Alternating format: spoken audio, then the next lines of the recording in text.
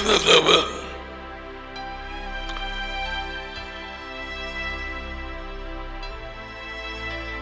மனிதனை தமது சாயலை உண்டாக்கி அவரது வாழ்க்கையை விதைக்கும் மரம் வளர்வதற்கும் அந்த மரத்திலே பூ வந்து கதிர் வந்து அங்கே பழங்கள் வந்து அப்படியான ஒரு திட்டத்திலே அவர் அவரது ஞானத்தின்படி செய்திருக்கிறார்.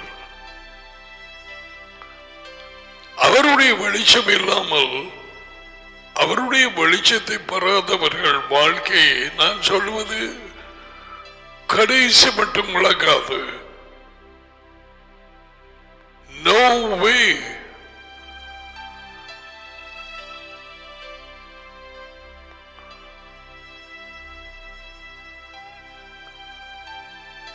அந்த மனிதனையும் மிருகங்களையும் சமுத்திரத்தின் இருக்கிற மீன்களும் மற்ற மிருகங்களும் எதையுமே சிருஷ்டிக்கிறதுக்கு முன்பதாக வெட்டாந்தரையை உண்டு பண்ணி மரங்களை கொண்டு வரும் விதையிலே இருந்து அப்படியான ஒரு திட்டத்தை அவர் நியமித்திருந்தார்.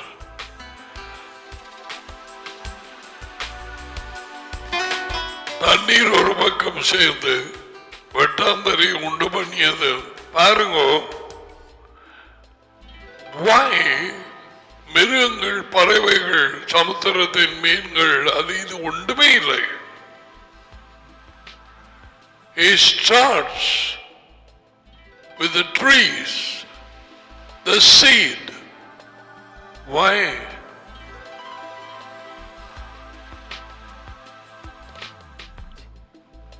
யோசிக்க வேண்டிய விஷயம் இவையெல்லாம்.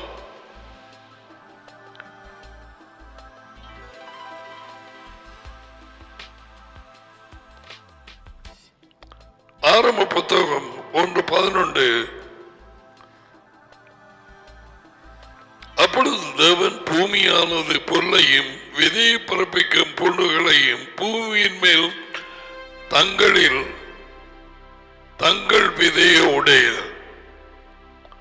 பழங்களை தங்கள் சாதியின்படியே கொடுக்கும் பல மரங்களையும் முளைப்பிக்க கடவுது என்றார். What was in the heart of the Father and the Son?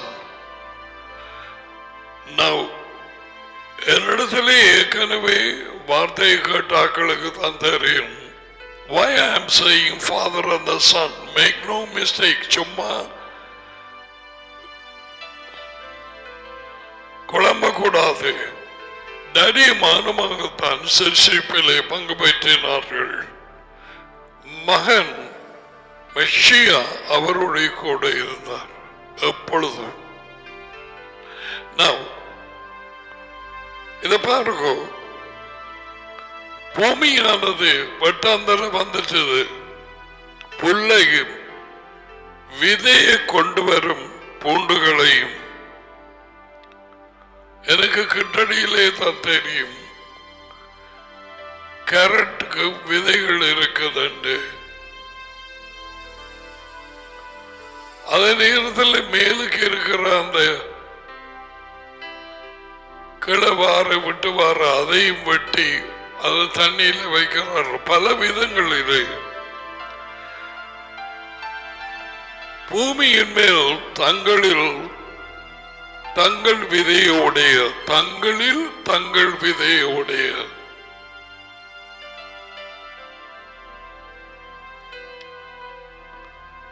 Yeah, you can put whatever I am speaking. தங்களில் தங்கள் விதையோடைய. Now he is talking about the seed. இல்லையா? Very important.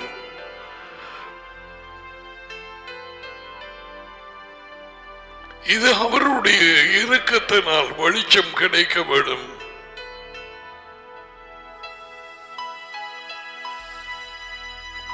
ஒன்றுமே இன்னும் சிரிக்கப்படவில்லை. இருளை நீக்க வெளிச்சத்தை உண்டாக்கின பிறகு தண்ணீர் ஒரு பக்கமாய் சேரட்டும், வெட்டாதனை வரட்டும் என்று தண்ணீர் அந்த சேர்ந்து ஒன்றாக கடலாக எங்கும் பூமியிலே 5 பகுதியிலே 3 பகுதி கடலாக அவை அந்தந்த இடங்களுக்கு போய் சேர்ந்தது. வெட்டாம் தரை வந்தது.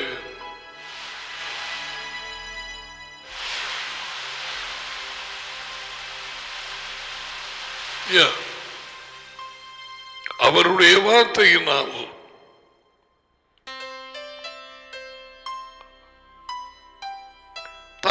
தங்களில் தங்கள் விதையை உடைய பழங்கள். ஏன் நான் இதை திரும்பி திரும்பி தோண்டி பார்க்கிறது தெரியுமா?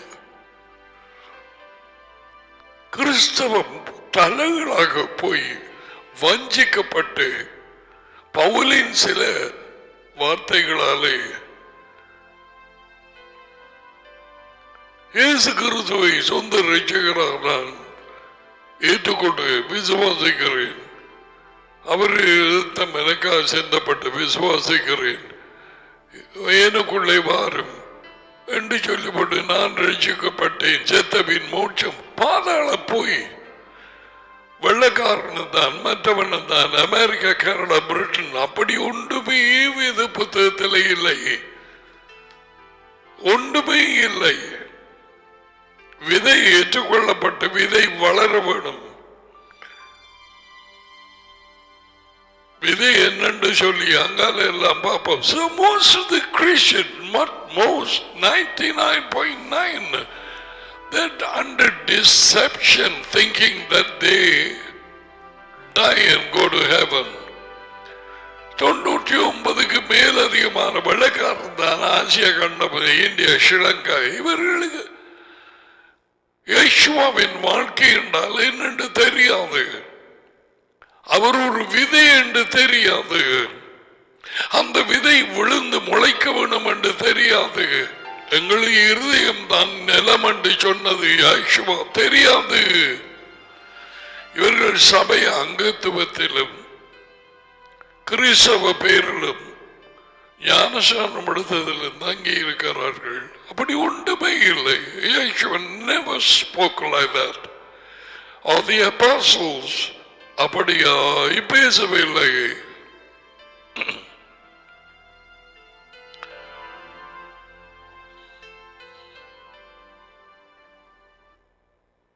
யேசுவின் காலத்திலே கூட குருடர்களாக இருந்தார்கள். அவர்களுக்கு உவமைகளாக சொல்லிக் கொண்டு போனார். உங்களுக்கு ராஜ்யத்தின் ரகசியங்கள் வெளிப்படுத்தப்பட்டு இருக்கிறது. எல்லாத்தையும் விட்டு போட்டவருக்கு பின்னாலே வந்தவர்கள் அவர்களுக்கு உவமைகளாய் அறிவிக்கப்படுகிறது. கண்ணிருந்து காணாதவர்களாய், காதுகள் இருந்து கேளாதவர்களாய், தங்கள் இருதயத்திலே உணராதபடி கடினப்படுத்திக் கொண்டார்கள். யெஷயாவின் முன்னறிவிக்கப்பட்ட வார்த்தையின்படி 6ஆம் அதிகாரத்திலே புத்திவரம் அறிந்த பிள்ளைகள் தொடக்கம் வாலிபர்கள், தகப்பன்மார், ஏராளமான கிறிஸ்தவ கூட்டங்கள் எனப்பட்டதிலே they would playing the fool, that deceived, வஞ்சிப்பு என்று வரை வேதம் வாசித்து காணாது, ஜெபம் பண்ணி காணாது, இவைகள் யாவும் ரட்சிப்பை கொண்டு வரும் என்று நினைக்கிறார்கள்.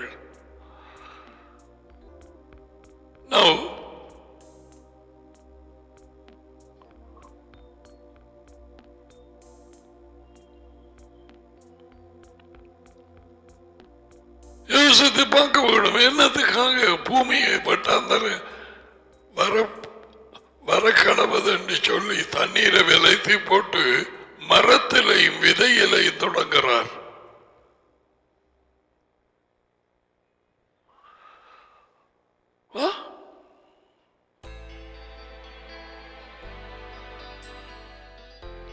I want to show you ஒரு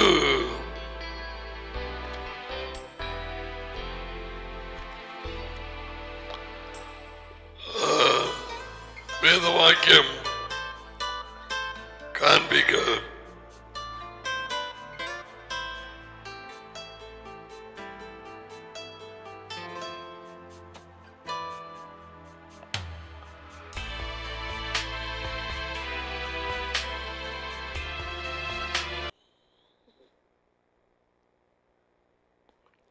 ஏசாயா புத்தகம் 61.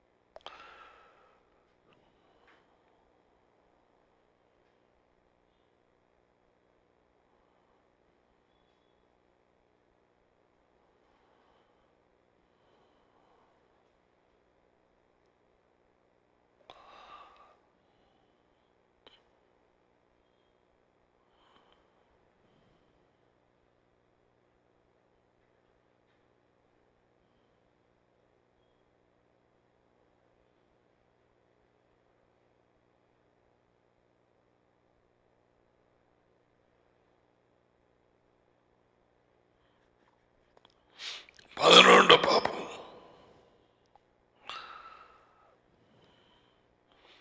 ஏசாயா 61:11. மரங்கள் வளர பூமி காரணமாக இருந்தது.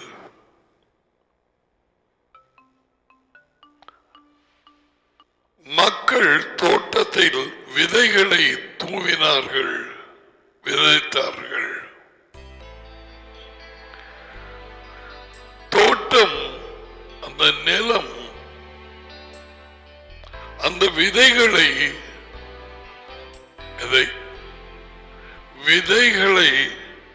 வளர வைத்தது. அதே வழியில் யெகோவா நீதியை வளரச் செய்வார். அனைத்து நாடுகளிலும் யெகோவா துதியை வளரச் செய்வார்.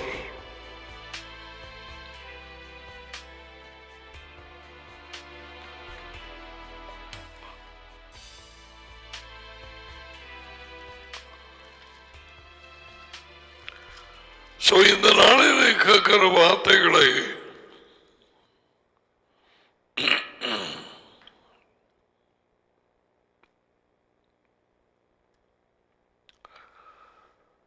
மிக கவனமாக ஜபத்தோடு பயத்தோடு கேட்டு எடுக்க வேண்டிய தீர்மானத்தை எடுத்து பழையான வழிகளை மாற்றி அவருடைய வழியாகிய வார்த்தையின் வழி, கட்டளைகளின் வழி, ஒழுங்குகளின் வழி, இயேசுவின் வாழ்க்கையின் வழி, அவருடைய நோக்கம், அவர் ஜீவித்த பொழுது அதிலேயே நாங்கள் ஜீவிக்க ஆரம்பிக்க வேணும்.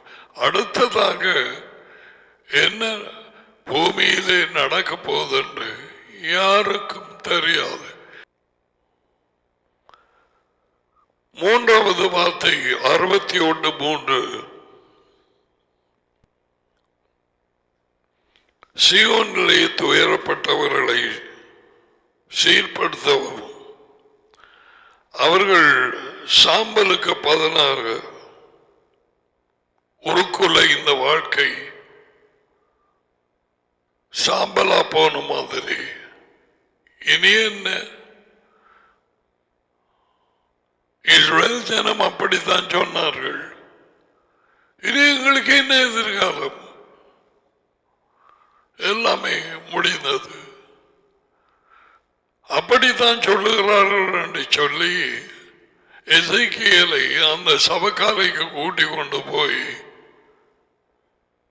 இப்படி சொல்லுகிறார்கள். எசேக்கியேல், நான் உன்னிடத்தில் கேட்கிறேன், இந்த எலும்புகள் உயிர் பெற முடியுமா? இஸ்ரேல் ஜனம் இப்படியாக இருக்கிறார்கள். He took him to the cemetery. சவக்காலை கூட்டி கொண்டு போய் எலும்புகளை காண்பித்தார்.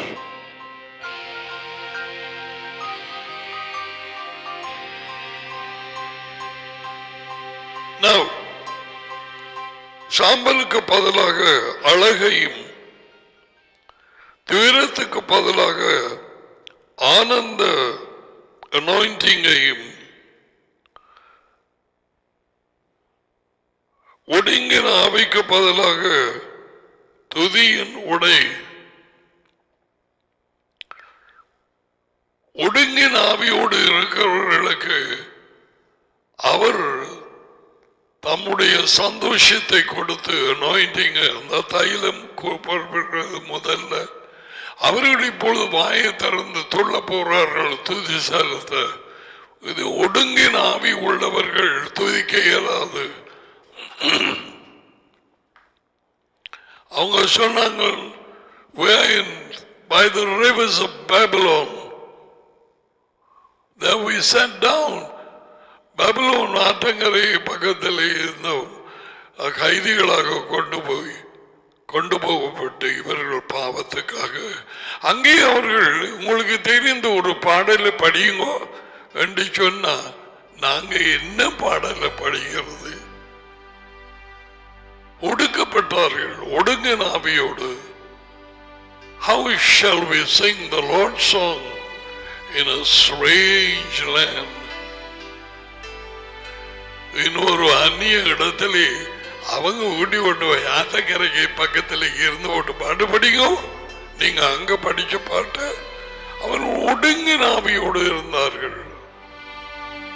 நாங்கள் பிழைவிட்டோம், பாவம் செய்தோம். தேவனோ புறஜாதிகளின் கையிலே பைபிலோன் நாட்டு ராஜாவின் கையிலே எங்களை ஒப்புவித்தார். Say, spirit of heaviness, ஒடுங்கின ஆவிக்கு பதிலாக praise, துதி செலுத்தும் ஆடை கொடுக்கவும் அவர் என்னை அனுப்பினார். அவர் யெகோவா, என்னை யெகோஷுவா, ரெண்டு பேர். இதைத்தான் லூக்கா 4:18 வாசிச்சது. யெகோஷுவா, ஜீசஸ், இயேசு என்று தமிழர்களால் சொல்லப்படுகிறது. 7 முகம் வைத்த பூசாரி வைத்த பெயர். தேவனுடைய மகனுக்கு இயேசு அர்த்தமில்லை. அர்த்தமில்லை. அவர்கள் யெகோவா தம்முடைய மகிமை கண்டு நாட்டின நீதியின் மரங்கள் எனப்படுவார்கள். மரம், விதை, பழம், நீதியின் மரங்கள். Why is bringing the tree?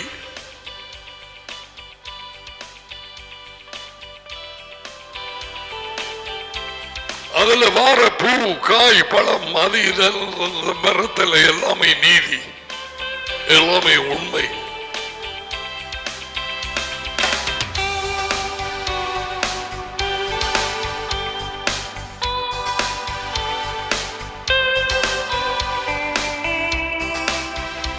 ஒடுங்கனாகி பதிலாக அவர்கள் துதி ஆடைய கொடுப்பார்கள்.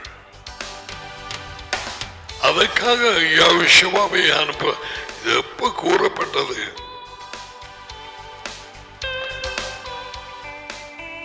வாழ்க்கை குறித்து பல வார்த்தைகளுக்கூடாக அரைத்து படித்தோம். வாழ்க்கை பூசாரி ஏழுமுகம் போட்டது ஜீவன். அவருக்குள் வாழ்க்கை இருந்தது.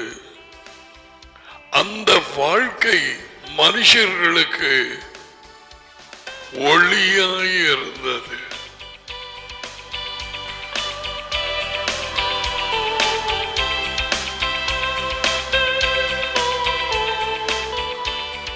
ஆதாமின் ஒரு மனுஷனின் போராட்டத்தால் உலகம் அனைத்தும் அதன் பின் வந்த சந்ததி இருளுக்குள்ளாய் புதைந்தார்கள்.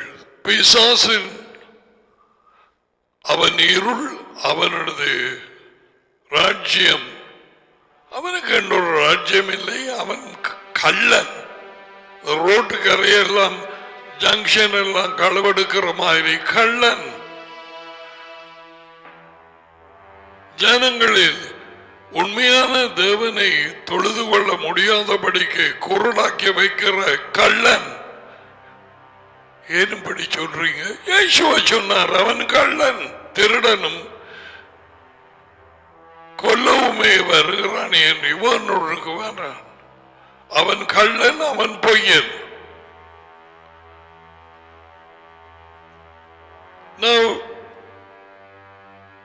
இந்த அடிப்படை தெரியாமல்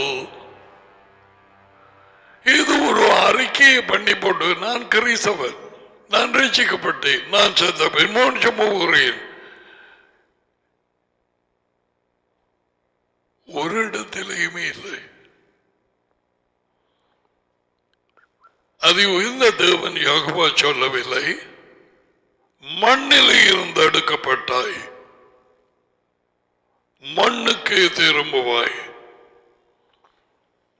மனுஷன் ஆத்மாவும் அல்ல, ஒரு மாவும் அல்ல. மனுஷன் ஆவி அல்ல. ஆவியாய் அவனை சிருஷிக்கவில்லை.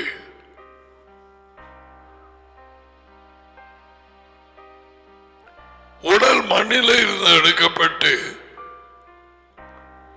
உயிர் கொடுக்கும் சுவாசத்தை அவர் ஊதினார். நடி ஊத மகன் பார்த்து மகன் ஊதி இருப்பார். மனுஷன் வாழுவதற்கான உயிரை பெற்றான்.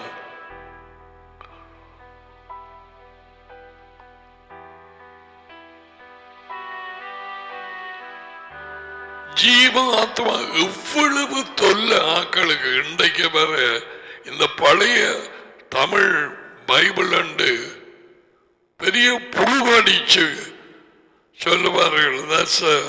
You find it a small book, this is a big letters. வேறு ஒன்றுமே இல்லை. இது இலக தமிழ் யாரோ பிரிண்ட் பண்ணார்கள், அதையும் நிப்பாட்டினார்கள்.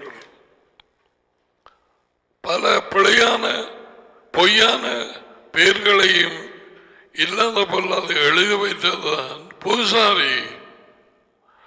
அதில் இருந்து ஆராய்ந்து படிக்கிற எத்தனை பேர் ஒரு கிறிஸ்தவ கூட்டத்தில் எத்தனை பேருக்கு அறிவிருக்கு? மற்றவங்களுக்கு வீட்டுக்கு போய் ஆராய்ந்து என்ன சொல்லப்பட்டது, இது இதில் எபிரேய பாஷையில் என்ன இருக்கிறது, இதுக்கு யாரு தமிழ் இப்படி கொடுத்தது பார்ப்பாங்களா? 99.99999 பார்க்க மாட்டார்கள். நாங்கள் அநேகமாக எல்லாரும் அப்படித்தான். We hear and we believe. பொய்யை நம்பி கொண்டு இருக்கிறோம். எத்தனையோ ஊடகங்கள் படுபாதாள பொய்யை போடுவார்கள். வஞ்சிக்கப்படுகிறோம். அவர்களது பேலன்ஸ் அந்த தம்னையில் அதிகள் திடீர் பட்டீர் அதிரடி அந்தாண்டி பிளப்பு ரெண்டு போட்டான்னு முழு பேரும் திறந்து பார்க்கத்தக்கது. அங்க பார்த்தா ஒரு அடியும் இல்லை, ஒன்றும் இல்லை. போட்டாளுக்கு தான் பிளப்ப போடணும். பொய்யான ஒரு உலகம், வஞ்சிப்பான ஒரு உலகம், பெரிய நட்டகாசம் பெரிய கொண்டு போற உலகம். பிள்ளைகள், இந்த வார்த்தையின் உண்மை இல்லையோ, உண்மையை விரும்ப இல்லையோ, உனக்கு உண்மை கொடுக்கப்பட மாட்டாது. யேசுவா சொன்னார், உண்மைக்கு சாட்சி கொடுக்க நான் பிறந்தேன். உண்மை உள்ளவன் அவனும் எனக்கு செவி கொடுக்கிறான். செவி கொடுக்கிறான், கீழ்ப்படுகிறான். அவன் உண்மையை விரும்பினான்.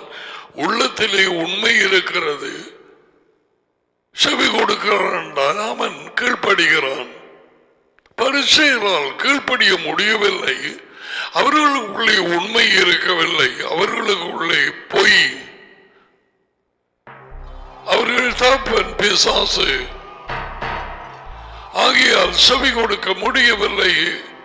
யெகோவாவுக்கு ஜனங்களை வழிநடத்தினார்கள் வேதவாக்கியங்கள் என்று சொல்லி. How is that?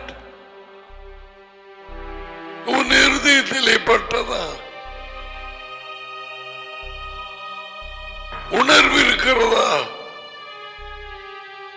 அடிக்கடி இந்த வார்த்தையை கேட்கிறவர்களுக்கு உண்மை செத்து போயிட்டு நேற்றுக்கு வாய்ச்சோம். உண்மையை பொய் என்றும் பொய்யை உண்மை என்றும், நல்லதை கெட்டதென்றும் கெட்டதை நல்லதென்றும், கசப்பை இனிப்பென்றும் இனிப்பை கசப்பென்றும் உலகம் மாற்றி இருக்கிறது. அவர்களுக்கு எப்படியாக மாற்றப்பட்டது தெரியாது. நீதி உள்ளவன் மறியலுக்கு போகிறான், கொலை செய்தவன் மறியல்ல இருந்து வெளியாலே வருகிறான், அவனுக்கு பதவி கொடுக்கப்படுகிறது. Where are we going? Yeshua 3 தடவை சொன்னார், இந்த உலகத்தின் இருள் சூழ்ந்து கொண்டு போற இந்த உலகத்தின் அதிபதி பிசாசு.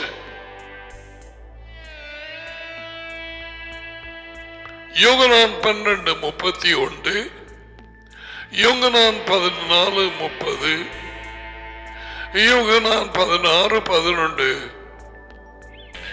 இந்த உலகத்தின் அதிபதி வருகிறான், அவனுக்கு என்னிடத்தில் ஒன்றுமில்லை.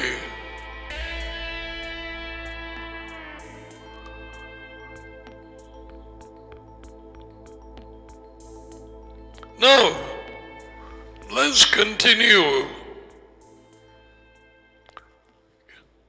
அவருக்குள் வாழ்க்கை இருந்தது. மனுஷன் இழந்து போனது வாழ்க்கை. அவன் பெற்றுக்கொண்டது மரணம். இயேசுவின் ஊழியம் தொடங்க முதல்ல அவர் பிறக்கிறதுக்கு முன்னதாகவே அதி உயர்ந்த தேவனாலே திக்கதரிசிகள் மூலம் அறிவிக்கப்பட்டது. மெய்யாகவே மெஷியாதான் அதை ஆவியாய் இருக்கிற நேரம் திக்கதரிசிகளுக்கு அதை கொடுத்தது. 1 பீட்டர் 1:11.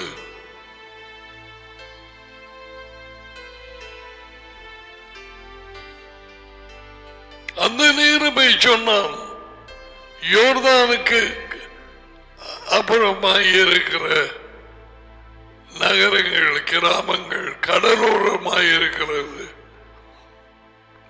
நாப்தலி, அப்படியான இடங்கள் மரண இருளில் உட்கார்ந்திருந்த ஜனங்கள் பெரிய வெளிச்சத்தை கண்டார்கள். இருள் வெளிச்சம், மரண இருள்.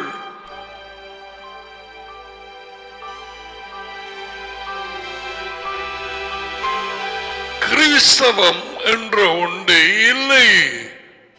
Christianity, there is nothing like that. ஆரம்பத்திலே அவருடைய வாழ்க்கையை பெற்றவர்கள் எப்படி பெற்றார்கள் அதுகளுக்கெல்லாம் பிறகு நாங்கள் பாருவோம். அந்த வெளிச்சத்தை பெற்றுக்கொண்டவர்கள், வெளிச்சம் அடைந்தவர்களை அவரது வாழ்க்கையை பின்பற்ற ஆரம்பித்தார்கள். அவர்களை குறித்து என்ன என்று தெரியுமா சொன்னது? வழியை பின்பற்றுகிறவர்கள். அப்போஸ்தலர் 9:2. ஏன் மனுஷன் தன் வழியிலே போனான். இயேசுவா வந்து சொன்னார், ஹலோ ஹலோ, நானே வழி, நானே உண்மை, நானே வாழ்க்கை.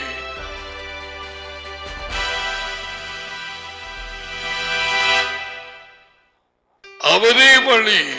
அதிலே போகிற நேரம் தொடர்ந்து உண்மை வெளிப்படுகிறது. யோகனான் 8:31-32. உண்மையிலே தொடர்ந்து போகிற பொழுது வாழ்க்கை பிறக்கிறது. நானே வாழ்க்கை. One thing leads to the other.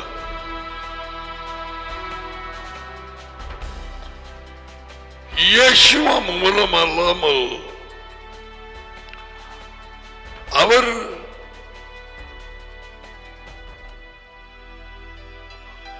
வழி என்று காட்டின அவரது வார்த்தை, கட்டளைகள், ஒழுங்குகள், ஆலோசனைகள்,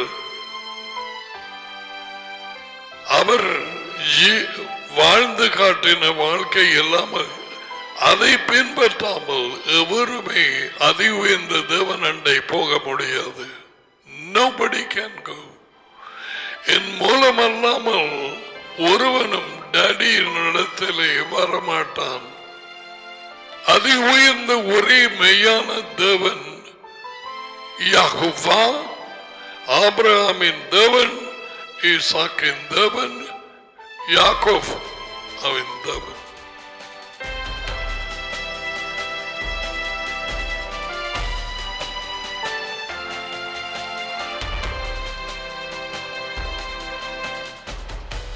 அவருக்குள் இருந்த வாழ்க்கை, அவர் வார்த்தை, வார்த்தைக்குள்ளே வாழ்க்கை. என் வார்த்தைகள் ஆவியும் வாழ்க்கையும்.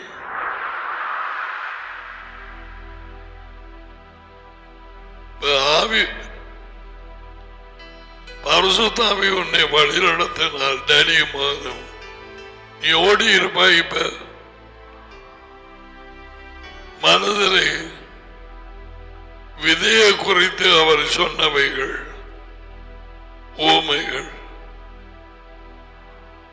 ராஜ்யத்தின் ஓமைகள்.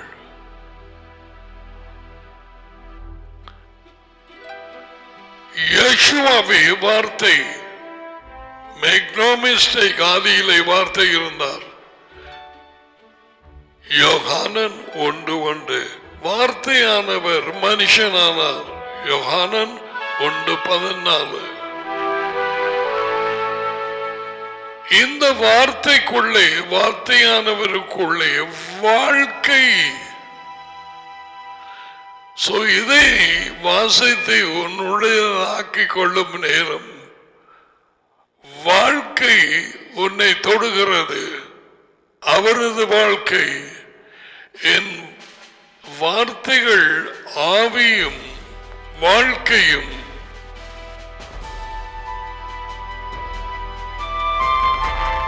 Where do you look for life somewhere else?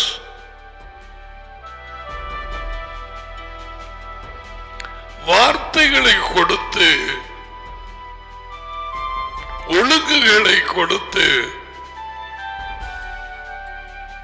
Jehovah மோசே மூலமாக என்ன சொன்னார்?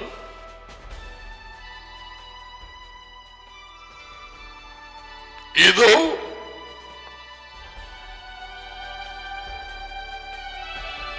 வாழ்க்கையையும் ஆசீர்வாதத்தையும் மரணத்தையும் சாபத்தையும் உங்களுக்கு முன்பாக வைக்கிறேன். He gave the word and told this. உபாகமம் 30:19 வாழ்க்கையும் மரணமும் ஆசீர்வாதமும் சாபமும் உனக்கு முன்பாக வைத்தேன் என்று உங்கள் மேல் வானத்தையும் பூமியையும். அது ஒரு ரகசியம். ஏன் வானத்தையும் பூமியையும் கூப்பிட்டார் என்று எனக்கு தெரியாது இப்போது. Maybe another time அவர் எஜமான் மாஸ்டர் சொல்லிக் கொடுத்தார். உங்களுக்கு முன்பாக வைக்கிறேன்,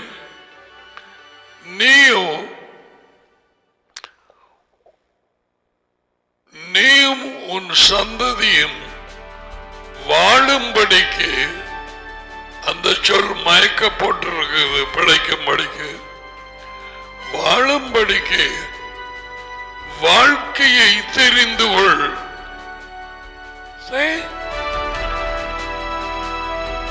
எப்படி ஒரு தகப்பன் choose life, choose life. அவர் எழுது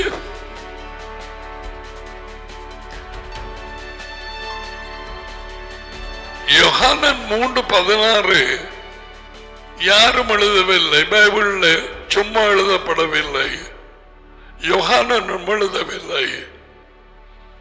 யோஹானன் 3:16 அநேகமாக எல்லா மொழிபெயர்ப்புகளிலும் அந்த வாக்கியத்தை மட்டும் செய்திருக்கிறார்கள்.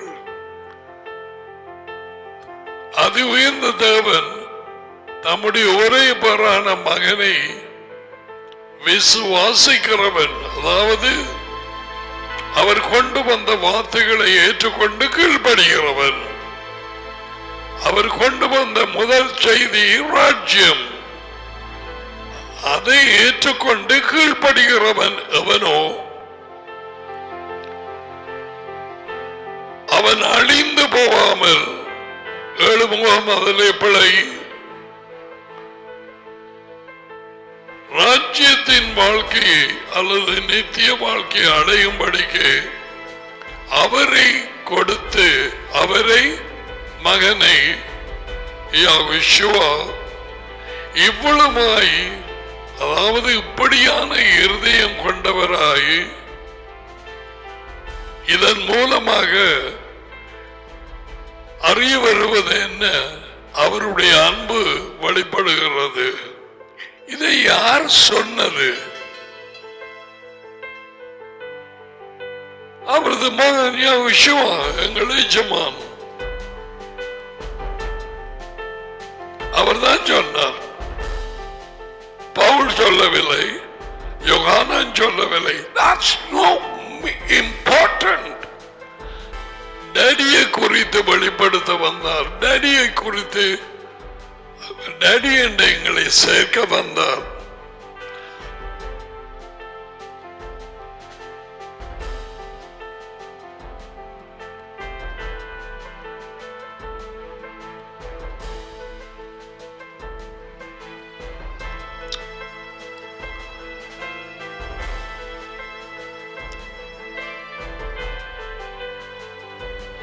அவர்தான் சொன்னார், வேறு யாரும் இல்லை. அவருடைய வெளிச்சம் என்று கொஞ்ச நாளைக்கு முதல் தான் எனக்கு கிடையாது. 6 ரூபாய் யார் சொன்னது? ஓ மகன், டாடி இவ்வளவாய் அன்பு கூர்ந்தார், மகனை கொடுத்து. மகன் தான் தான்.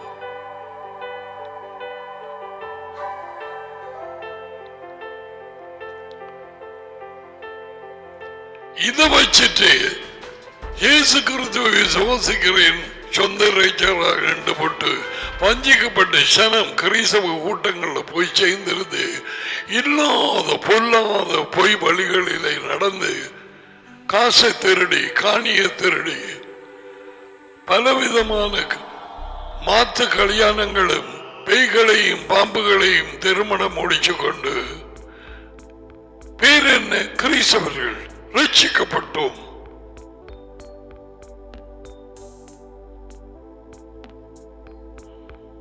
என் ஜனம் அறிவில்லாமல் அழிந்து போகிறார்கள். அது உயர்ந்த தேவனை அறியும் அறிவு. அவர் யார்? அவர் அனுப்பிய மெசியா யார்? அவர்களது 2 பேருக்கும் இருக்கிற உறவு என்ன?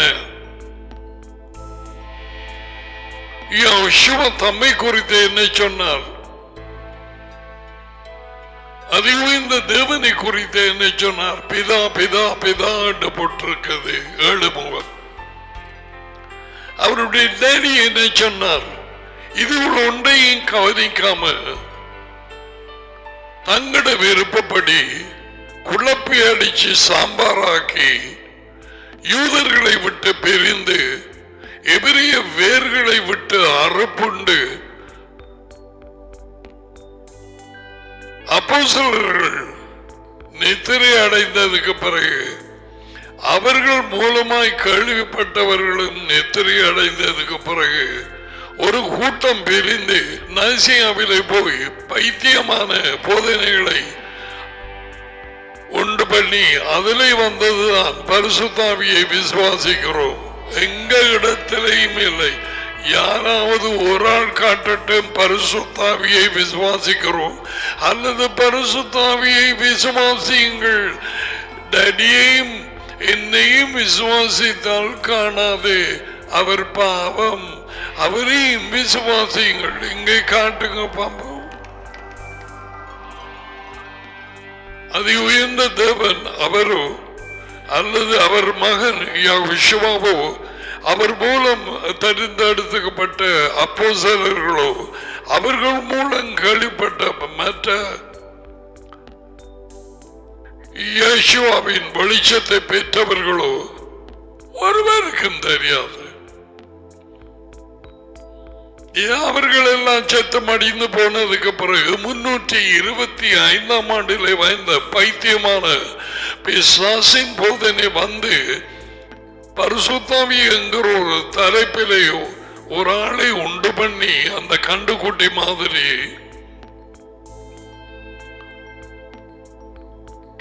இன்று வரை நடியார் மகன் யார்? அதுவே இந்த தேவன் யார்? அவருடைய மகன் யார்? என்ன எதிர்பார்க்கிறார்கள்? தெரியாது. அவர்களோடு தான் எங்களது ஐக்கியம் உண்டு. தெரியாது. ஆரமாய் எடுத்தாலும் பரிசுத்தாவி பரிசுத்தாவி பரிசுத்தாவி பரிசுத்தாவி பரிசுத்தாவி தூயாவி பரிசுத்தாவி சொன்னார், பரிசுத்தாவி இப்படி சொன்னார், பரிசுத்தாவி வழி நடத்தார். What happened to the Father and the Son?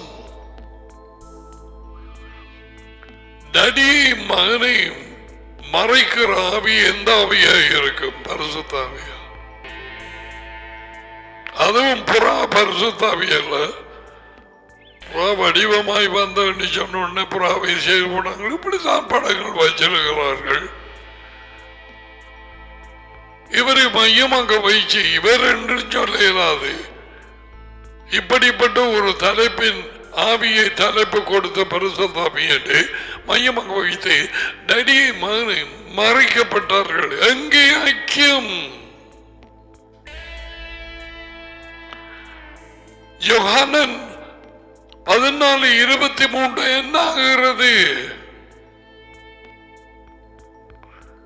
கீழ்ப்படுகிறவர்களிடத்திலே நானும் அன்பு கூர்ந்து என் பிதா நடியும் அன்பு கூர்ந்து நாங்கள் நாங்கள் நாங்கள் வந்து அவனுடைய குடியிருப்போம்.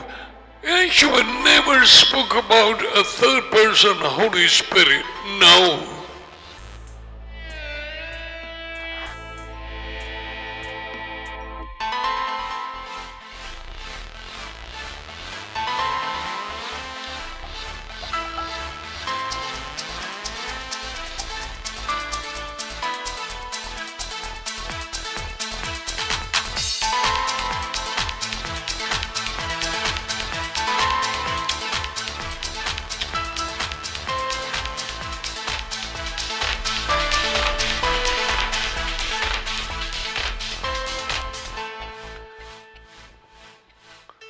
இயேசுவ வாழ்க்கை வார்த்தைக்குள் வாழ்க்கை இருந்தது. வார்த்தையானவர் மனுஷனானார். அந்த வாழ்க்கை மனுஷருக்கு ஒளியாயிருந்தது. வாழ்க்கை உள்ளே வந்தால்தான் ஒளி வரும். ஒரு தரம் பிரகாசிக்கப்பட்டும்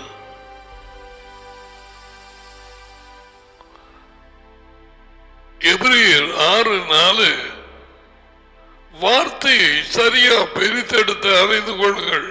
அது வெளிச்சத்தை கொடுத்து அவரது வார்த்தையின் உட்பிரவேசம் அவரது வாழ்க்கையின் உட்பிரவேசம்.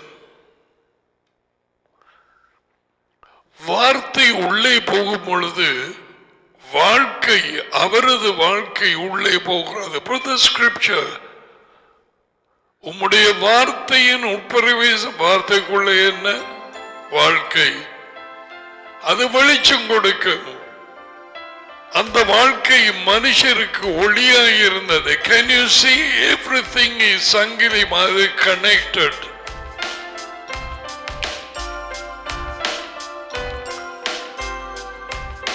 வார்த்தையிலே தொடர்ந்து நிலைத்திருக்க உண்மை என்கிற வெளிச்சம் கிடைக்கும்.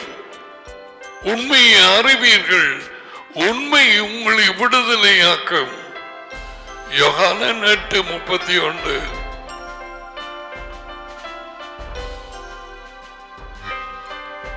வார்த்தை உள்ளே போய் நிலை கொண்டு இருக்க வேண்டும். அப்படி இருக்கும் நேரத்திலே வாழ்க்கை உள்ளே போகிறது. தேவ பிரசன்னம் பெருகுகிறது. அவர் வார்த்தைக்குள்ளாய் ஒளிந்திருக்கிறார். அவர் வார்த்தையிலே அவர் குரல் கேட்கும். படித்தேன் அல்லவா? சும்மா படித்தேன்.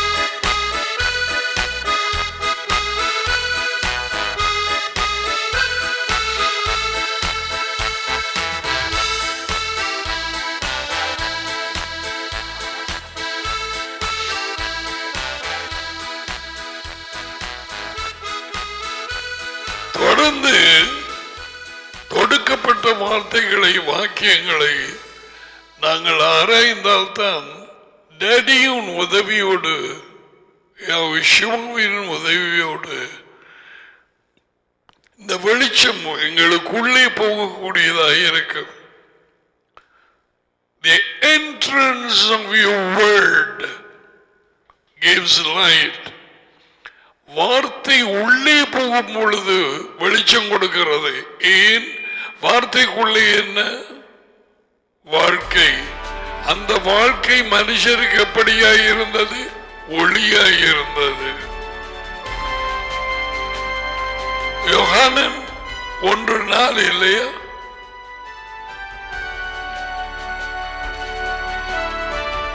வார்த்தைக்குள்ளே வாழ்க்கை, வாழ்க்கை ஒளியை கொடுக்கிறது.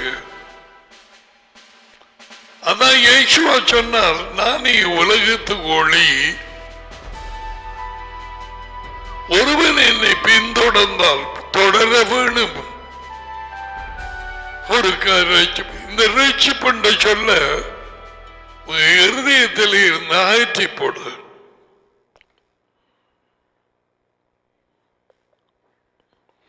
ஒருவன் என்னை பின் சென்றால் என்னை வார்த்தை வாழ்க்கை வெளிச்சம் அவரே உலகத்தின் ஒளி, அவரே வார்த்தை, அவரே வாழ்க்கை, அவரே வழி, அவரே சாப்பாடு, அவரே உயிர்த்தெழுதல். அவன் வாழ்க்கையின் ஒளியை அடைந்திருப்பான். வாழ்க்கையின் ஒளி வாழ்க்கை உள்ளே வளர வேண்டும். முளைத்தது விதையிலே இருந்து. விதை தேவனுடைய வார்த்தை.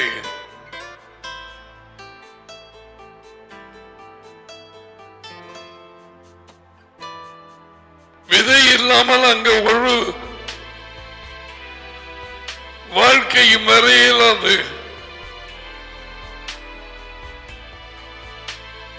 இந்த முளைத்து வந்த வாழ்க்கை இந்த சிறிய மட்டாங்க வந்து வெளியே மாறுது. சாகலாம். 100லேயே 75% முளைத்தது செத்து போச்சுது. முதலாவது பகுதிக்கு முளையே வரவில்லை. இருதயம் வழியோரம் எங்க போய் தொடுக்கிறார் என்று பாருங்க. வேறு யாரையும் குற்றம் சொல்லாதே. நீ பிறந்த குடும்பத்தையோ நீ பிறந்த சாதியையோ நீ வணங்கின பேயோ பிசாசோ பாம்போ குரங்கோ இப்ப பார் எங்க இருக்கிறாய். உன் நிலமாகிய இருதயம் எதை ஏற்றுக்கொள்ளுகிறது? மரம் வளருவதற்கு என்ன தேவை? முளை வாரதுக்கு என்ன தேவை?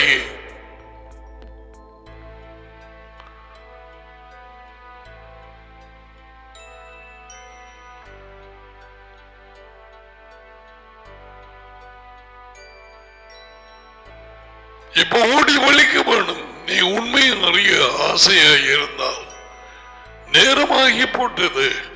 அவரின் இப்ப இந்த 500 மடங்கு வேகமாக பரவக்கூடிய புதிய கொரோனா வைரஸ் சவுத் ஆப்பிரிக்காவிலே பெருகி கொண்டு போனா எல்லாம் உடனடியாக தடை பண்ணிட்டாங்க.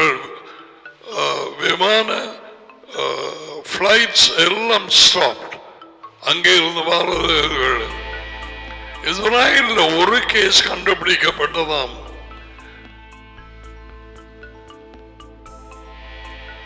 இது ஒரு ஆளுக்கு தொத்தினால் கொரோனா வைரஸ் டெல்டா இது ஒரு ஆள்ல இருந்து 500 பேருக்கு தொத்துமாம்.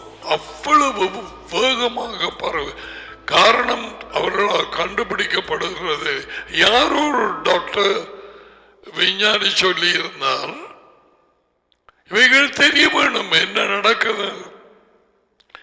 இது மாறி மாறி மாறி போறபடியால் இவர்கள் தடுப்பூசிகள் போட அது ஒரு விதமாக மாறிக்கொண்டு போறது. சும்மா விட்டிருந்தா அது போய் முடிவடைஞ்சு செத்து இருக்குமா அப்படின்னு சொன்னார்கள்.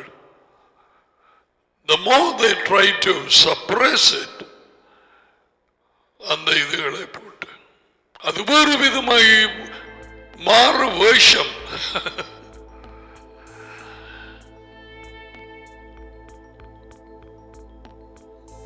ஜெய்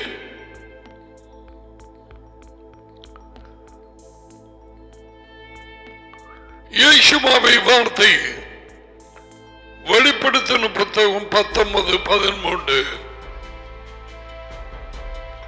வார்த்தை வார்த்தையாக இருந்தவர் ஆவியிலே டடியோடு ஒரு நேரம் வந்தது பூமிக்கு அனுப்பினார். வார்த்தை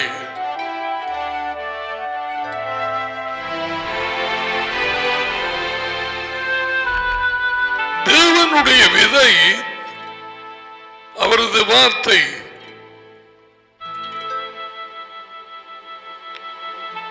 அவர் ஒரு விதையை வைத்து மரியாளின் கற்பத்திலே விதைத்தார்.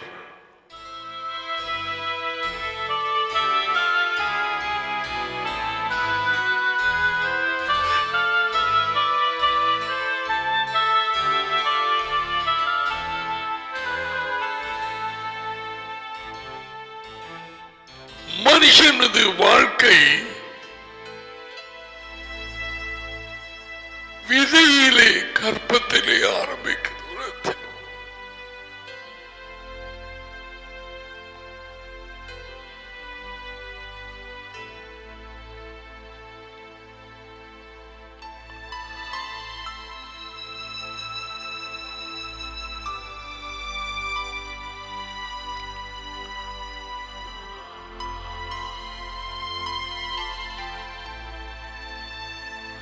அந்த விதை எழுமுகம் போடுவான், வித்து உண்டு.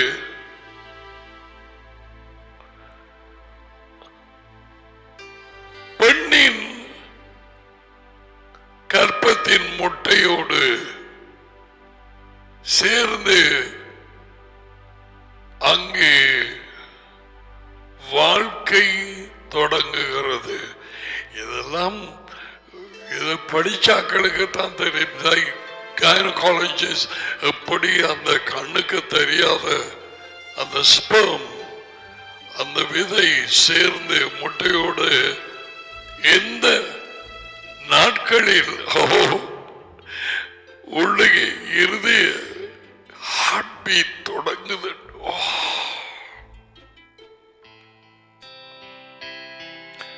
So the man's life starts in seed.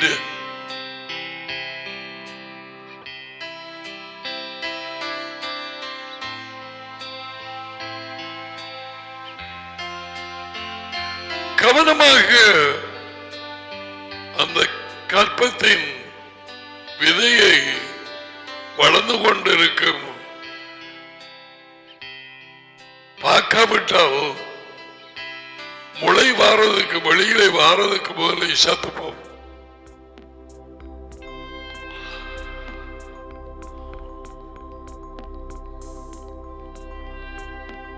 எல்லாம் கனெக்டட் ஆகியிருக்கு.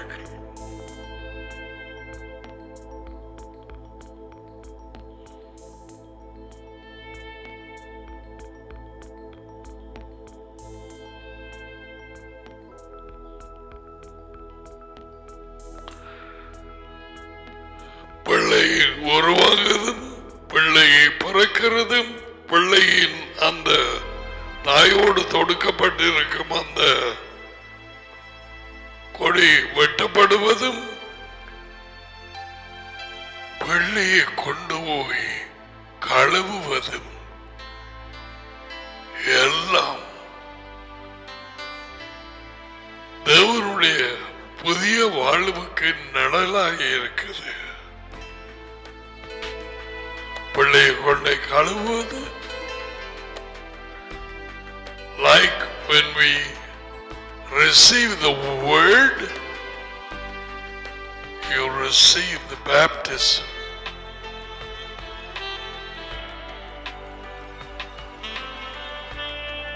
Play has to be washed.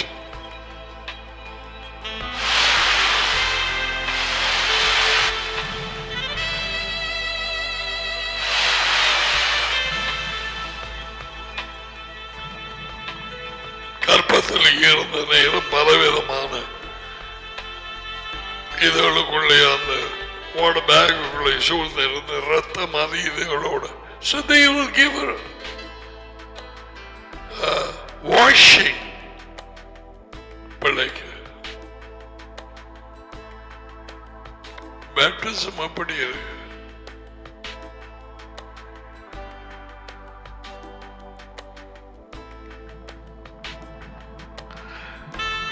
And we will see ஆரம்ப புத்தகம்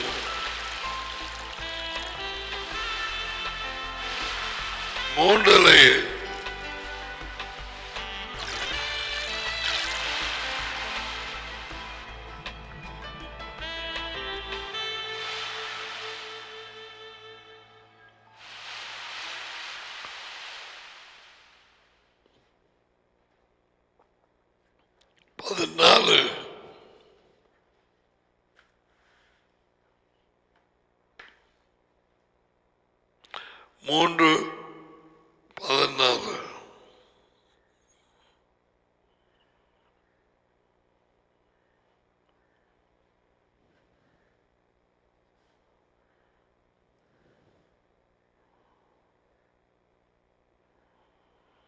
ஆனமான ஒரு மொழிபெயர்ப்பு இருக்க மாட்டா அதையே பார்த்துடலாம்.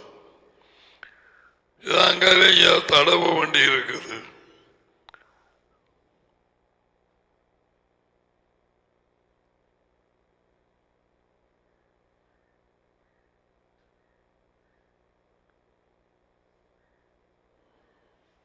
தேவனாகிய யெகோவா பாம்பிடம்,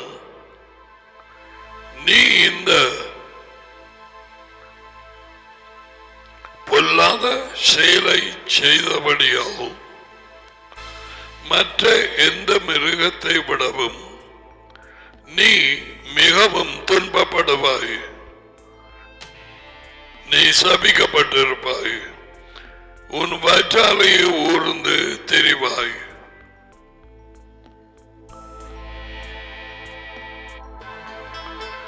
வாழ்நாள் முழுவதும் மண்ணை தின்று உயிர் வாழ்வாய்.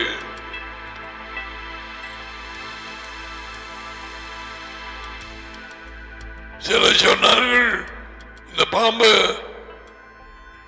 சிருஷிக்கும் நேரத்தில் இந்த மட்டத்தை அது இது மாதிரி சிறுபல கால் இருந்திருக்கலாம்.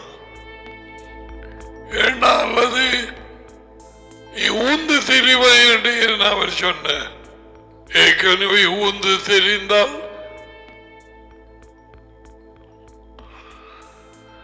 வாழ்நாள் முழுவதும் மண்ணை தின்பாய், தின்று உயிர் வாழ்வாய். இப்ப பாருங்க, உனக்கும் பெண்ணுக்கும் பகையை உண்டாக்குவேன். பாம்பிட்டு சொல்றார், உனக்கும் பாம்பு is a type of Satan, right? Satan. உனக்கும் பெண்ணுக்கும் யார் இந்த பெண்?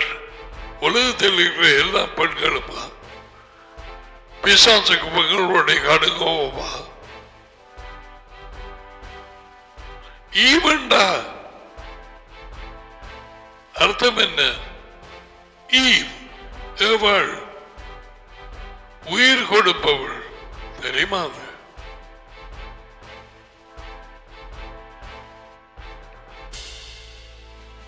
அங்கதான் உயிர் ஆரம்பித்து வளருது கற்பத்தில்.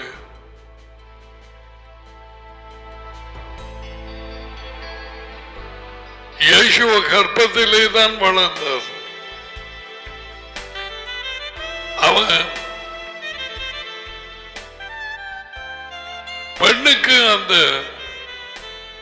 அவர் விழாவிலே இருந்து அவனை நித்திரையாக்கி அவளை உண்டாக்கி கொண்டோன்னு பேர் கொடுத்தது ஏவாள் என்று. ஆடம்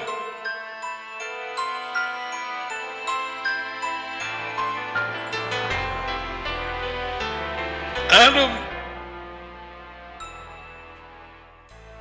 தேவன் கொடுக்கவில்லை, அவன் கொடுத்தது. அவனுக்கு அந்த ஞானம் இருந்தது. Life giving.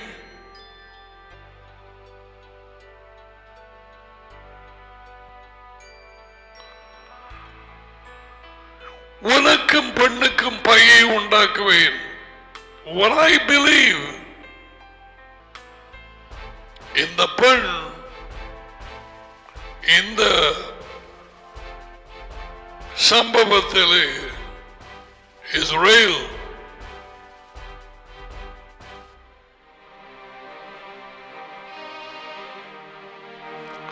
உனக்கும் பெண்ணுக்கும் பகை உண்டாக்குவேன், அத்தோடு உன் பிள்ளைகளுக்கும் உலகத்தின் பிள்ளைகள். பிசாசுக்கு பிள்ளைகள் உண்டு. யெகோவா சொன்னார், ஞாபகமா? உங்கள் தாப்பன் பிசாசு.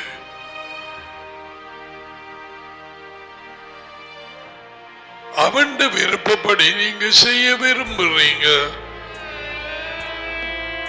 உங்கள் தாப்பன் பிசாசு. 8:44 யோவான். Now உனக்கு பெண்ணுக்கும்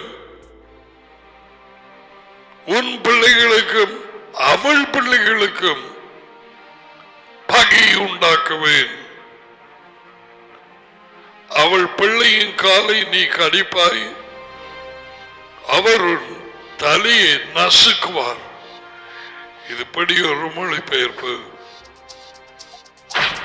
அவளுடைய பிள்ளை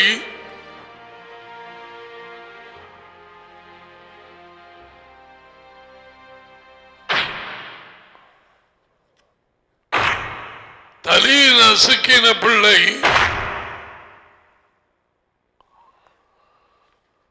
Yahweh the Messiah.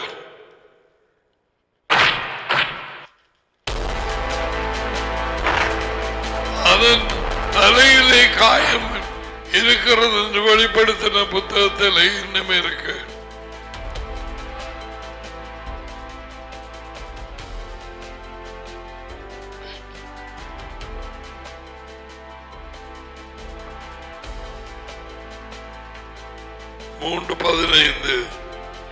உனக்கும் பெண்ணுக்கும் இடையிலும் உன்னுடைய சந்ததிக்கும் அவளுடைய சந்ததிக்கும் இடையிலும் நான் பகையை உண்டாக்குவேன். அவர் உன் தலையை நசுக்குவார், நீர் அவரது குறிக்காலை தீண்டுவாய். இங்க போட்டு கடிப்பாய். இன்று வரை காரணம் இல்லாமல் வேதவாக்கியங்களில் எழுதப்பட்டபடி காரணமின்றி என்னை பகைத்தார்கள். பகையை ஏற்படுத்தி வைத்தது அதி உயர்ந்த தேவன். நான் பகையை உண்டாக்குவேன். How many nations are hating Israel for no reason?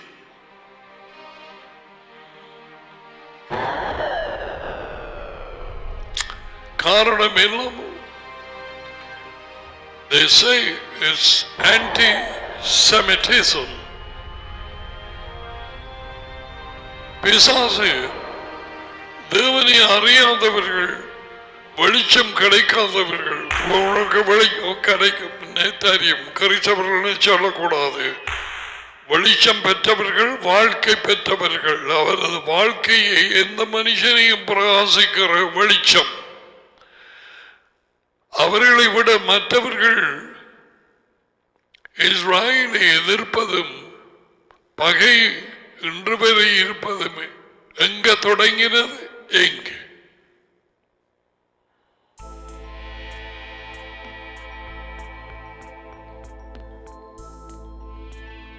You have the answer in the Bible.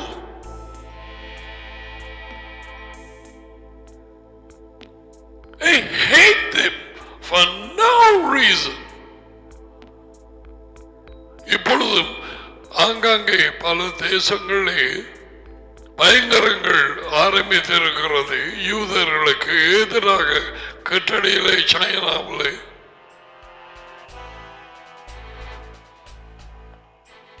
ஒரு 10 நாளைக்கு முதல்ல எருசலேமிலே ஒரு சினகாக் அவர்கள் தொழுது கொண்டு போன நேரத்தில் ஒருவன் வந்து சுட்டு பல பேரு காயம், ஒருவர் மறித்து போனார். ஒரு இளம் அப்படி இருக்கு.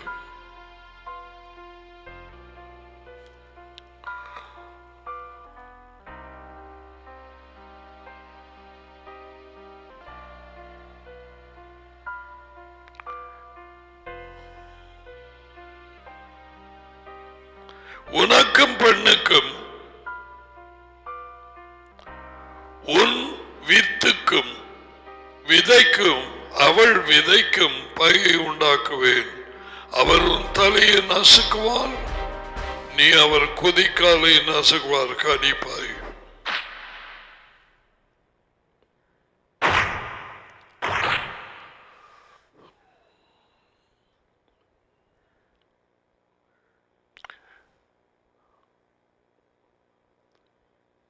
அவரே தேவனுடைய வார்த்தை, வார்த்தையானவர் மனுஷனானார். தேவனுடைய வார்த்தை தான் தேவனுடைய விதை. தேவனுடைய விதையாகிய யெகோவா வார்த்தை, அவருக்குள் வாழ்க்கை இருந்தது. அது விதைக்கப்பட்டால் ஒழிய வாழ்க்கை வர முடியாது.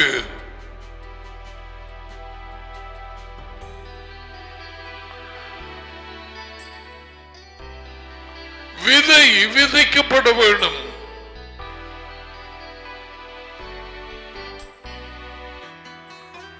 அதுக்குள்ளே இருக்கிற உயிர், அந்த வாழ்க்கை எந்த மரத்தினுடைய விதையோ அந்த மரத்தை வாழ்க்கை வெளியே வருகிறது.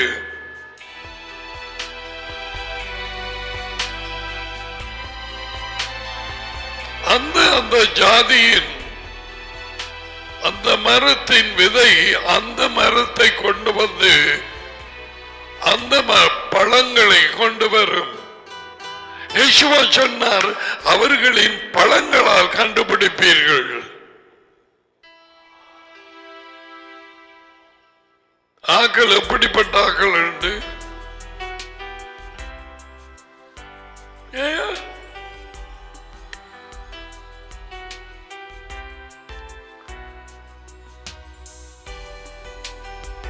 மனுஷர்கள் மரங்களாக ஒப்பிடப்பட்டிருக்கிறது. நீதியின் மரங்கள் அல்லது மரணத்தின் அநீதியின் மரங்கள். விதை எப்படியோ மரம் அப்படி, மரம் அப்படியோ பழம் அப்படி. மரம் நல்லா இருந்தால் பழம் நல்லா இருக்கும்.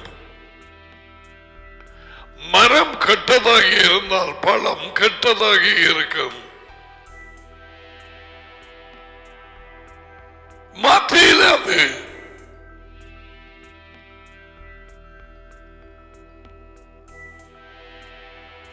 நல்ல பழம் கொடுக்காத மரம் எல்லாம் வெட்டுண்டு நெருப்பிலே போடப்படும்.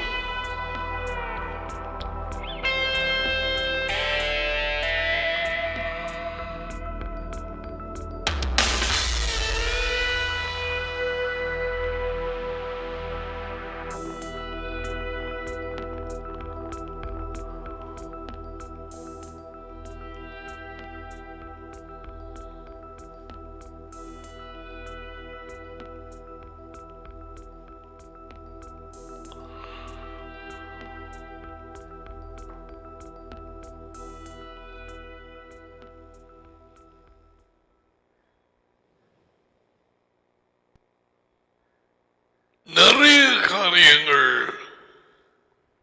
விதையை குறித்து கூறப்பட்டிருக்கிறது. You can do your own study. You will find difficult to come out of it.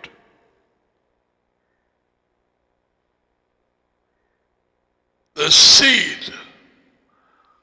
ஏனென்றால் ஒவ்வொரு விதையும் நேற்று நாங்கள் காட்டினோம். அந்த பழத்தை வெட்டும் பொழுது அந்த விதைகளை தேவன் போட்டு வைத்திருந்தார்.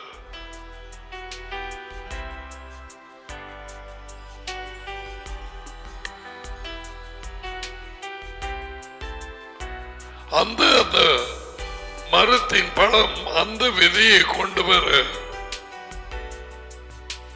அது பெருக்கம் அடைய, கூட்டல் அல்ல பெருக்கம், மல்டிப்ளிகேஷன். இதை ராஜ்யத்துக்கு ஒப்பிடுகிறார். இந்த இந்த பழங்களுக்குள்ளே விதையை போட்ட ஞானம் தேவனுடையது.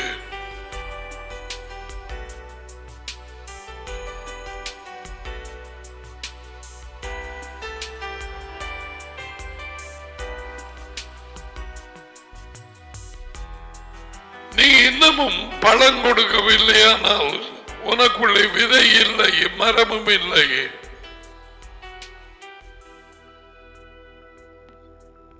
விதையாகிய அவரது வார்த்தை, வார்த்தையாகிய அவரது வாழ்க்கை கொஞ்சமாய் ஆரம்பித்து செத்து போயிருக்கலாம். பழம் அப்படி வருது.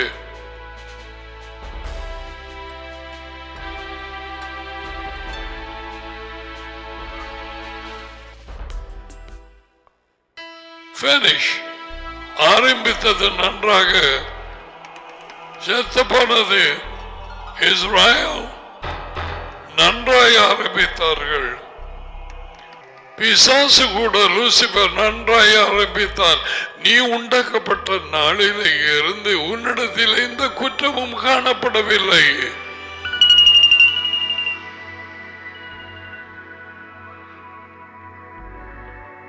இடையிலே விதையிலே இருந்து முளைத்து வந்த மரம் சாகலாம்.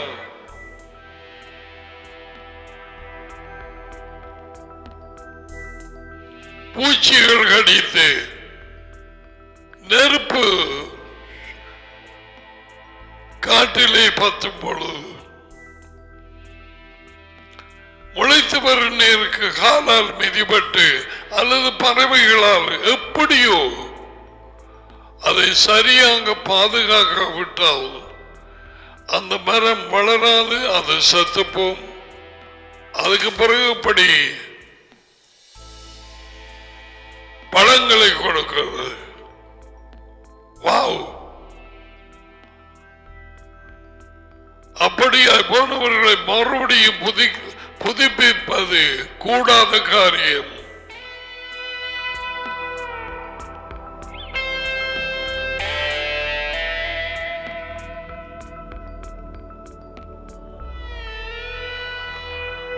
விதையில் எந்த பிழையும் இல்லை. அது தேவனுடைய விதை. வார்த்தை தேவனுடைய விதை.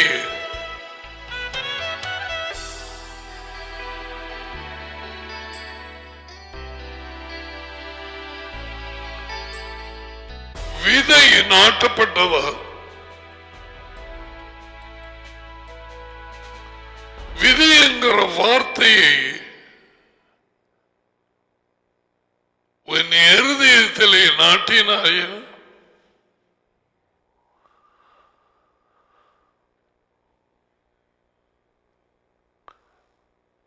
வார்த்தைக்குள்ளேதான் வாழ்க்கை, விதைக்குள்ளேதான் உயிர். அந்த மரத்தின் வாழ்க்கை அது முளைத்து வளர வேணும்.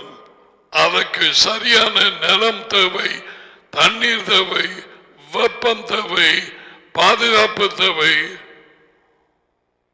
எல்லாமே சாபம் நிறைந்த உலகம் ஆயினபடியால் பூச்சிகள் அதீதுகள் கடிக்க வரும். இலையை அதன் குருத்தை அப்படியான நிலைமை பாவத்துக்கு முதல் ஏதேனில் இருந்ததில்லை. பாவத்திலே விழுந்ததுக்கு பிறகு மனுஷன் முள்ளையும் அதையும் இதையும் கொண்டு வரும் என்று சொன்னார். நீ பயிர் செய்யும் பொழுது நாங்கள் பயிர் நாட்டும் விதை, அந்த விதைகளுக்கு தண்ணீர் தேவை. பதில் சும்மா வருகிறது, தண்ணீர் ஊத்தாமல் களைகள்.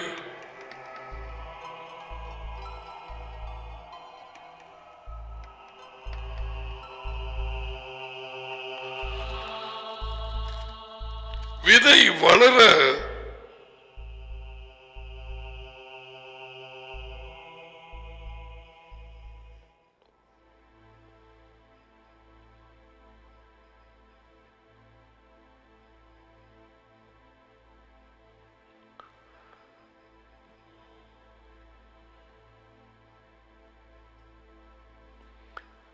2ஆம் அதிகாரம் 5வது வார்த்தையை வாசிப்போம்.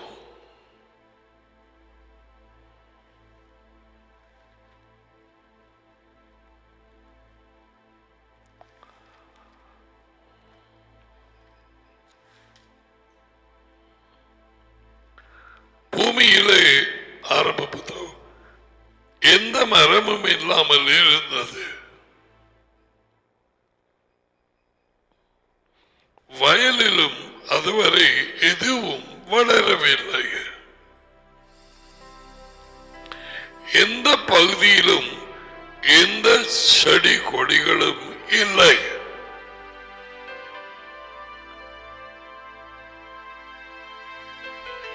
ஆரம்பத்திலே 1:14 நாங்கள் வாசித்து சொல்லிட அந்த ஜாதி அந்த பழத்தை அந்த விதையை கொண்டு வருவது முடியுது. இன்னும் வளரவில்லை.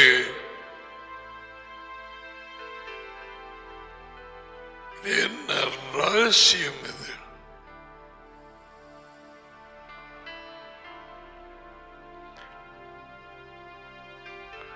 ஏனென்றால் தேவனாகிய யெகோவா இன்னும் மண்ணில் அல்லது பூமியில் மழையை பெய்ய செய்யவில்லை. மழை தானா வாரதில்லை, அவர் பெய்ய செய்ய வேண்டும். ஒரு தீர்க்கதரிசி சொன்னான், மழைக்கு தாப்பன் உண்டா?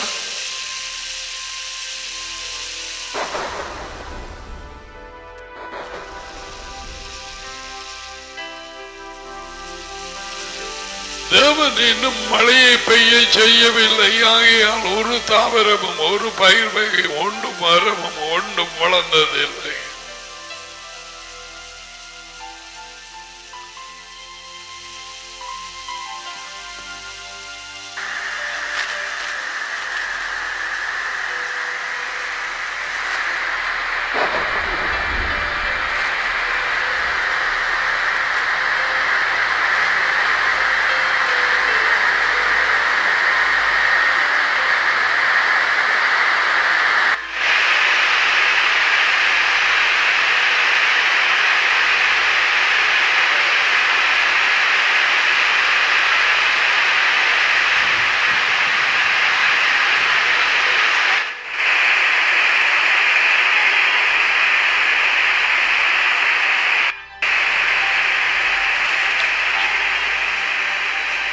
பூமியிலே அவற்றை பயிரிட்டு செய்ய வேலை செய்ய மனுஷர்கள் எதுவும் இல்லை.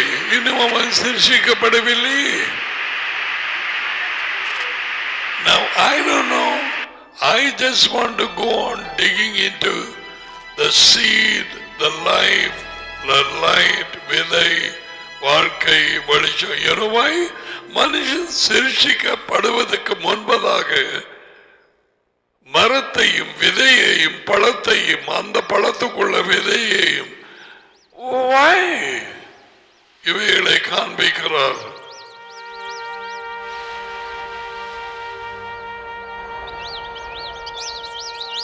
Why?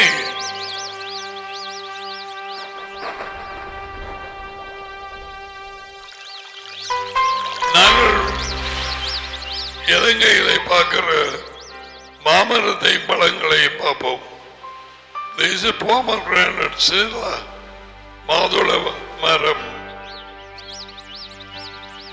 ஓகே, இப்ப இதுக்கு முன்னால நீ நிற்கிறாய் என்று வைப்போம். அண்டைய தலை எனக்கு வந்து இந்த மரத்துக்கு முன்னால நிக்கிற நேரம் இது இப்படியாய் கனி கொடுக்கிறது. என் வாழ்க்கை இப்படி.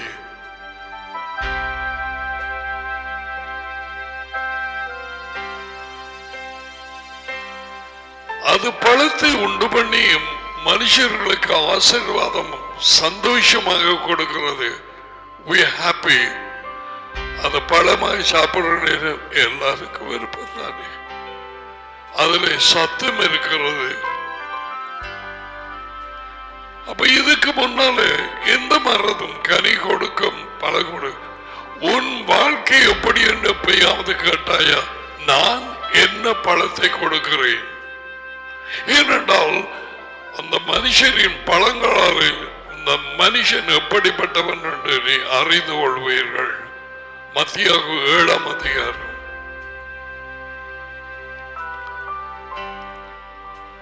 கொஞ்சம் ஆயிரத்துக்கு தாமதிச்சிட்டு சொன்னால் அதிலேயே பழுத்து காகமணியில் வந்து சாப்பிட ஆரம்பிக்கும்.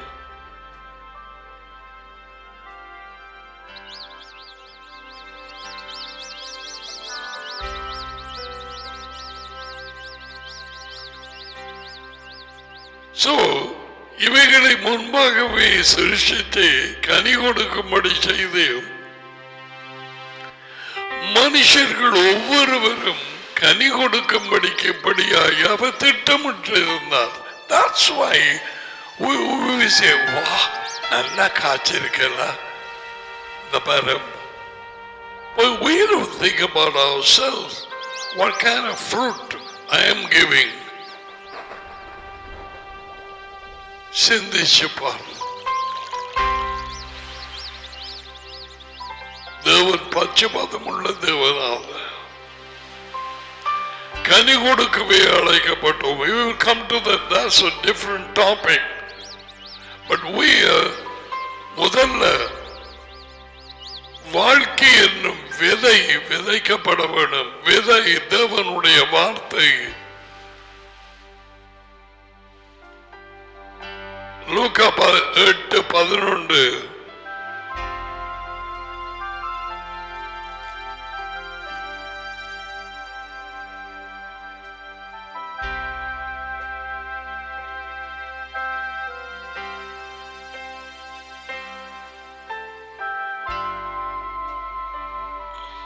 அவர் பூமியிலே மழையை அனுப்பாதிருந்தால் பூமியின் வெளியின் தாவரங்கள் இன்னும் காணப்படவில்லை. வெளியின் செடிகள் எதுவும் இன்னும் முளைத்திருக்கவும் இல்லை.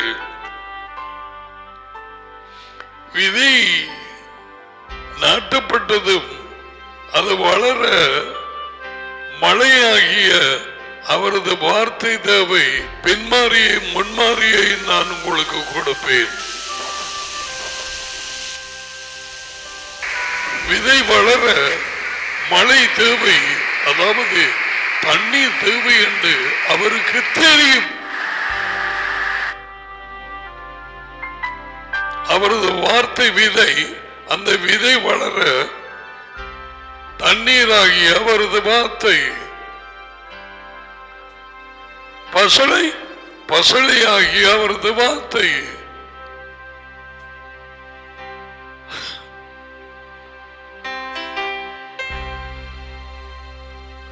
இவைகள் எல்லாம் செய்த வளர பண்ணுவது அது உயர்ந்த தேவன். அவர்களுக்கு வாழ்க்கை கொடுக்கவும், விதைக்குள்ளாக வாழ்க்கை, அது பரிபூர்ணம் அடைய, அது வளர்ந்து கொண்டு போகவும் நான் வந்தேன். ஏன் வளர்ந்து கொண்டு போக? கனி கொடுக்க. சும்மா வந்து 5 வருஷம் 10 வருஷம் இப்படி இருக்கிறது ஒரு படம் பார்க்கிற மாதிரி, ஒரு நாடகம் பார்க்கிற மாதிரி, அல்லது இங்கே எங்க உதயமன்றாட்டமும் அதுவும் இதுவும் பெபிளியனோ சானமான ஒரு ஒரு ஒரு ஸ்டேடியம் என்ற காரியம் இல்லையே.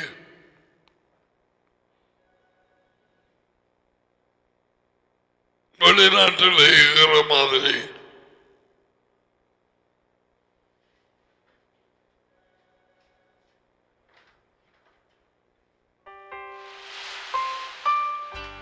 அப்படி இருந்துட்டு வீட்டுக்கு போய் என்ன பிரயோஜனம்?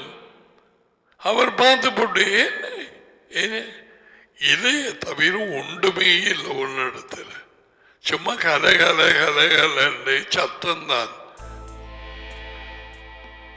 ஒரு நேரம் பசியா இருந்து அந்த அத்திமரத்தை கிட்ட வந்துட்டாங்க. ஒரு பழத்தையும் காணாம சபிச்சு போட்டார். இனிமேல் உனக்கு எந்த பழமும் வர இயலாது. I don't know why he did that. அண்டே தினமே அது வேரோடு பட்டு போச்சு.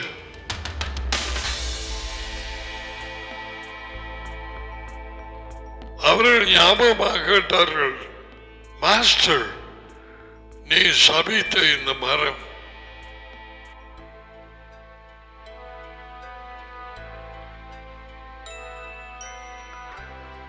விதையாகிய வார்த்தை உனக்குள்ளாக வந்து வளர ஆரம்பித்தார் ஒழிய உனக்குள்ளே வாழ்க்கை இல்லை, உன் வாழ்க்கையிலே வெளிச்சம் இல்லை. ரட்சிப்பு இயேசு கிறிஸ்துவை ஏற்றுக்கொண்டேன் என் சொந்த ரட்சகராக. சுத்த பாதாள வஞ்சிப்பு, பொய்களுக்கும் உருட்டு திரட்டுக்கும் மாயமாலத்துக்கும் களவு பொய்களுக்கும் கிறிஸ்தவ கூட்டங்களிலே எண்ணி முடியாது சபைகளிலே பெருமையும் விரக்தியும் வன்கண் பார்வையும்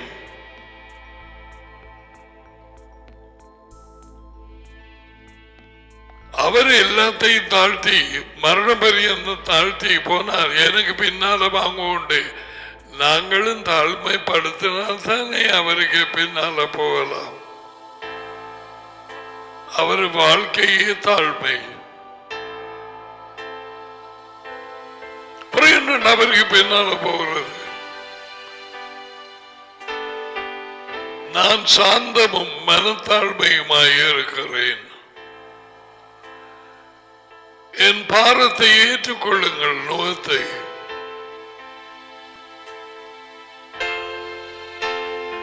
என்னிடத்திலே கற்றுக்கொள்ளுங்கள், உலகத்தாரிடத்திலே அல்ல. உங்களது இருதயத்துக்கு இளைப்பாறுதல் கிடைக்கும்.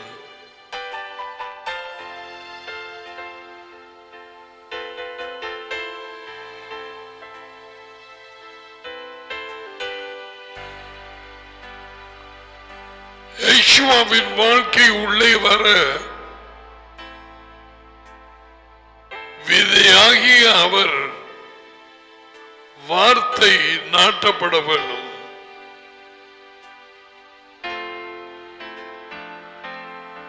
பவுல் பேசிய தேவனுடைய வார்த்தை இருதயத்திலே விழுந்தது, வெளிச்சம் கொடுத்தது லீதியாவுக்கு.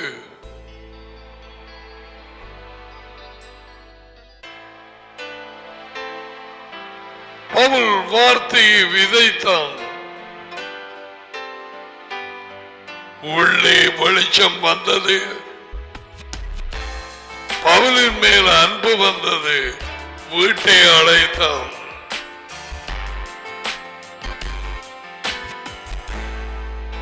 லீதியா வார்த்தை உன்னிடத்திலே விழுந்து கொண்டு போனால் அந்த வாழ்க்கை யார் உனக்கு அந்த விதையை விதைத்தார்களோ அந்த வெளிச்சம் கொடுக்க ஆளாக தேவன் பயன்படுத்த அவர்கள் மேல் உனக்கு அன்பு உண்டாகும்.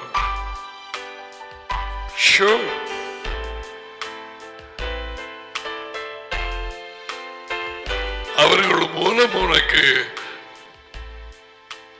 உள்ளம் திறக்கப்பட்டது. You will begin to love them. You want to share something. You want to share whatever. எதுவாக இருந்தாலும் அவர்களோடு பகிர்ந்து கொள்ள. லீடியா வீட்டுக்கு கூப்பிட்டு அவள் அன்பை தெரிவித்தாள். அவங்களுக்கு கொஞ்சம் whatever she gave. See that?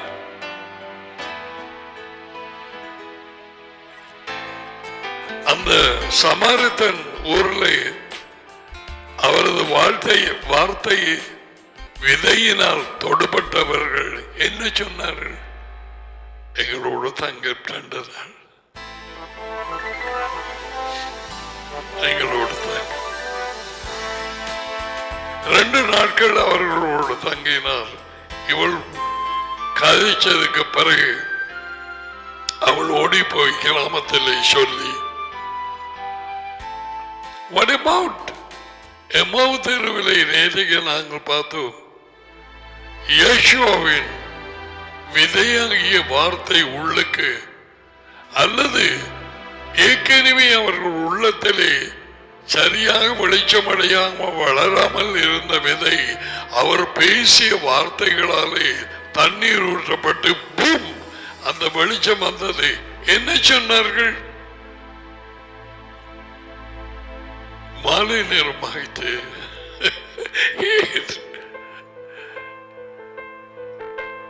இரவு நேரம் வந்துட்டது, எங்களோடு தங்கும்.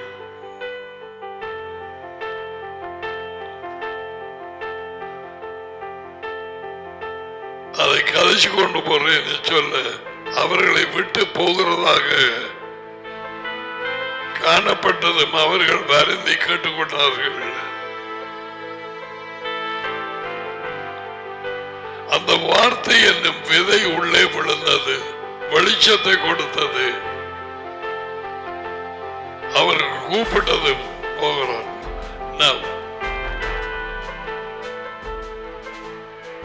யார் வார்த்தையை விதைக்கிறார்களோ தேவனுடைய வார்த்தை தான் விதை. அது விழுந்து உனக்குள்ளே வெளிச்சம் வந்ததும் இனம் தெரியாத ஒரு பாசமும் ஒரு அன்பும் உனக்கு ஏற்படும்.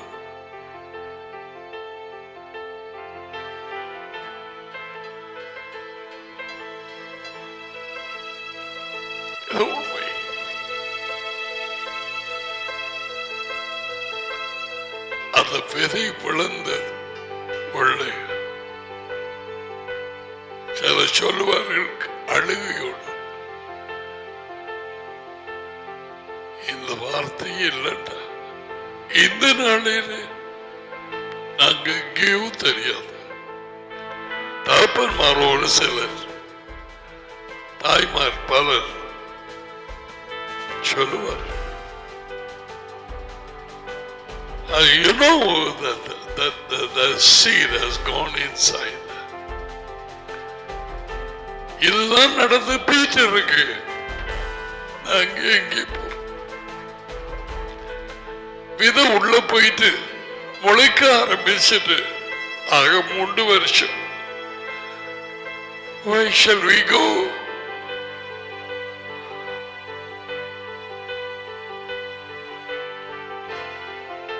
யாரும் இவர்களுக்கு கேட்கவில்லை. என்னை உனக்கு ரட்சிப்படையிலாயா, எப்பொழுது ரட்சிக்கப்பட்டாய்? பைத்தியம். இப்பதே கிறிஸ்தவர்கள் நடந்து கொள்ற மாதிரி அர்த்தம் இல்லாமல் அவர்கள் வார்த்தை ஆகிய விதை உள்ளே விழுந்து முளைக்க ஆரம்பி. அவகிட்ட நாங்க எங்க போறது? மரம் வளர்ந்து கொண்டு போறது உள்ளே. உனக்கப்படி எத்தனை வருஷம் என்ன செய்கிறாய்? மொழியாவது வந்ததா?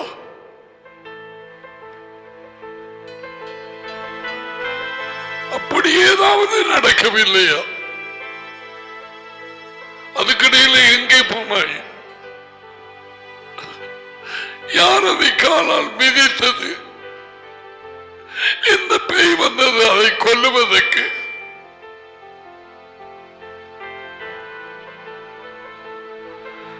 பலர் இப்படியாக விதை விழுந்து they took off.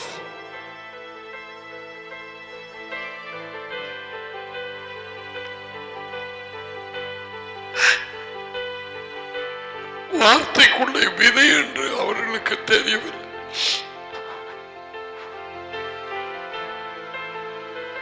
மனுஷனின் வாழ்க்கையும் கற்பத்திலே விதையாக ஆரம்பிக்கிறது. இந்த தற்காலிக வாழ்க்கை உன் விதைக்கும் அவள் விதைக்கும் பகை உண்டாக்குவேன்.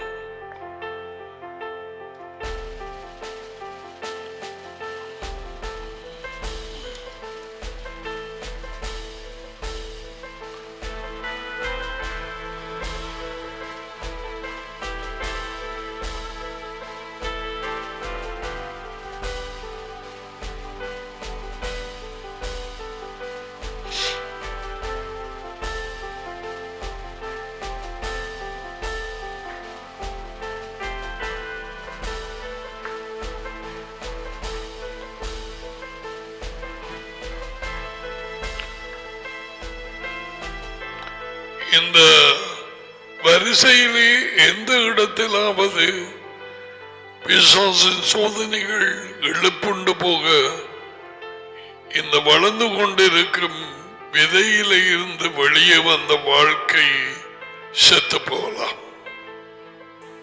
முடிவு பரியந்தம் நிலைத்திருந்து பழங்களை கொடுக்கிறவர்கள் தான் ராஜ்யத்துக்குள்ளே பிரவேசிப்பார்கள்.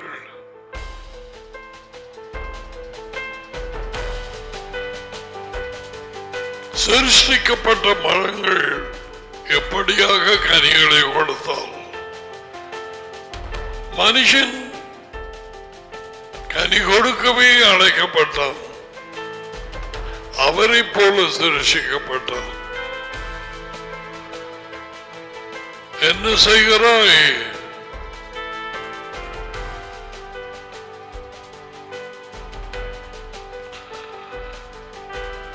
Okay. Yavreka Yahweh, wise Mareka. Yahweh Banieka. Yavreka Mareka. Isa Yahweh Banabalieka. Wise Meka Shalom. Yahweh உங்களை ஆசீர்வதித்து உங்களை காப்பாராக. யெகோவா உங்கள் மேல் தமது முகத்தை பிரகாசிக்கச் உங்களோடு தயவாய் இருப்பார்கள். யெகோவா தமது முகத்தை உங்கள் பக்கமாய் திருப்பி உங்களுக்கு சமாதானம் கொடுப்பாராக. யெகோவாவின் பேர் இந்த ஆசீர்வாதங்கள் உங்களையும் உங்கள் பிள்ளைகளையும் கலைத்து படிப்பது.